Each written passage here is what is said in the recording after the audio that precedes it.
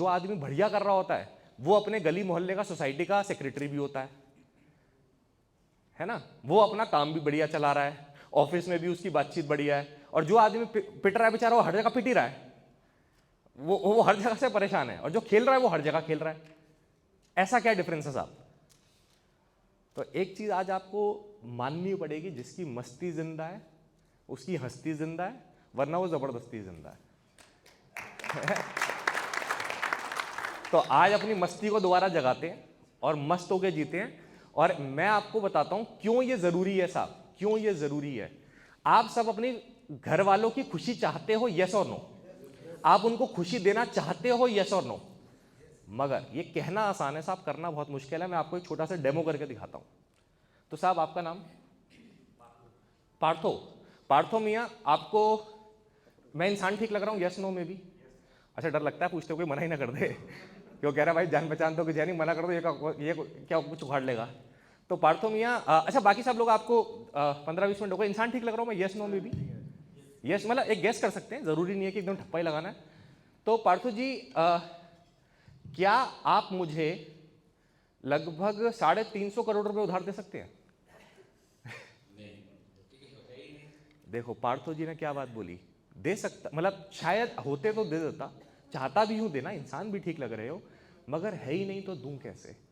साहब आप अपने परिवार को खुशी देना तो चाहते हो, पर दे तो तभी सकते हो जब आपके पास तो हो। आप देना तो चाहते हो, आपके दिल में भी है, आप उनके लिए बढ़िया करना भी चाहते हो, मगर जब आप ही डेली ऑफिस से स्ट्रेस पहुंच रहे, बैठिए साहब, आप ही डेली ऑफिस से स्ट्रेस पहुंच रहे हो, एकदम लटका मुंह लेके पहुंच रहे हो, तो आप क्या दोगे उसको? किसी और को देने के लिए पहले खुद के पास भी तो होना चाहिए साहब। Are you with me? तो आज डेवलप करते हैं। और मैं बताता हूं, जिस परिवार के अंदर प्यार जिंदा है, खुशी जिंदा है, वो परिवार जीत गया। और जिस परिवार के पास लाखों करोड़ों रुपए हैं मगर वो साथ बैठ के खाना भी नहीं खा पा रहे, एक दूसरे के बारे में जानते भी नहीं है, वो परिवार समाप्त है। तो परिवार की खुशी, आपकी खुशी, इसके बारे में 2 मिनट एक चर्चा करते हैं। पहली जो मैं आज आपके साथ कला डिस्कस करना चाहता हूं, जो आपको पीपल मैनेजमेंट मतलब टीम बिल्डिंग में भी मदद करेगी, आपको अपनी हैप्पीनेस बढ़ाने में भी मदद करेगी और आपको खुश रखने में मदद करेगी। पहली चीज, उसके लिए मैं आपको एक मजेदार डिस्कशन करना चाहता हूं। तो अच्छा, आप में से कितने लोग अपनी वाइफ को डेली आई लव यू बोलते हैं? अरे भाई साहब, कोई नहीं बोलता? अच्छा, आप में से ऑनेस्टली बताओ, आपने डेली, आप में से कितने लोग वाइफ को आई लव यू बोलते हैं? अरे भाई साहब बोल दिया करो, वरना कोई और बोल जाएगा, आप गाड़ी बेचते रह जाओगे।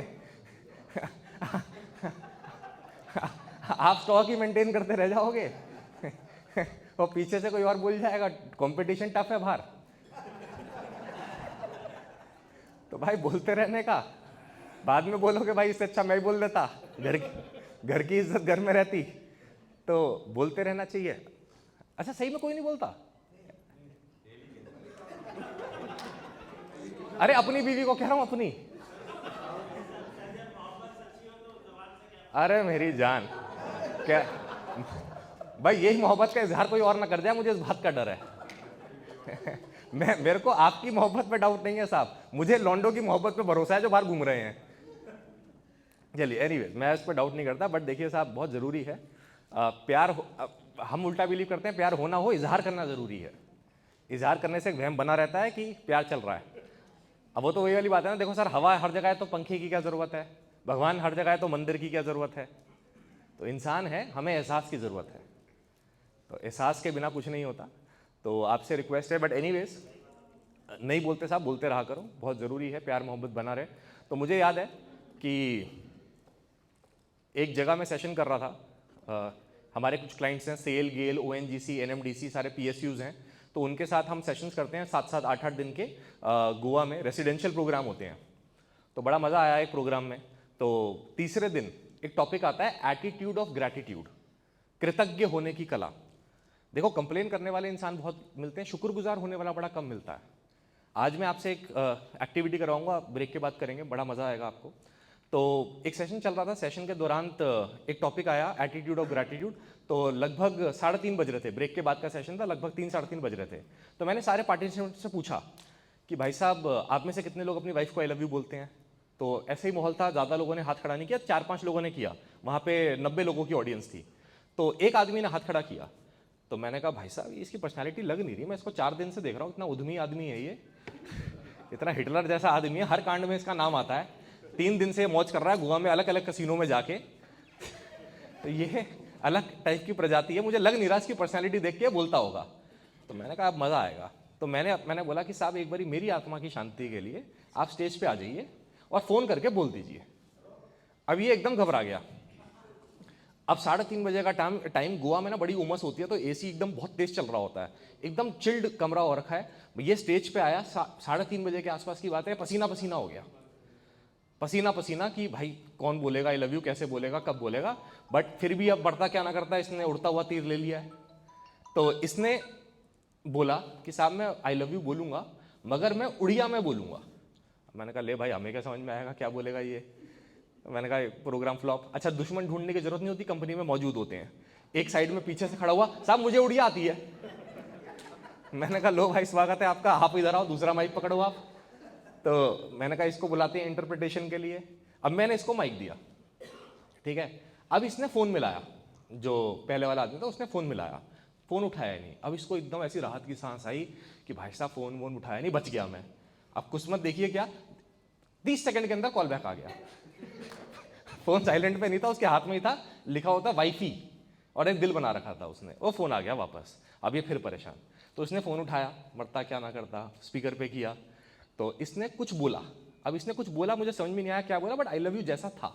मतलब उड़िया मुझे नहीं आती, बट थोड़ी बहुत समझ में, जैसे होता है ना भाषा से समझ में आया, आई लव यू बोला।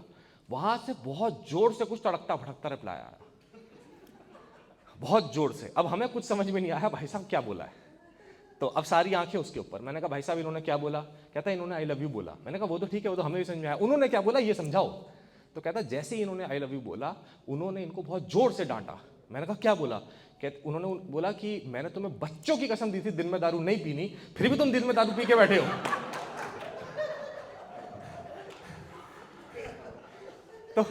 तो इसका मतलब बोलता तो था मगर पी के बोलता था। तो मैं आज आपके साथ दोस्तों एक डिस्कशन की शुरुआत करना चाहता हूं। लोगों को अप्रिशिएट करना सीखिए।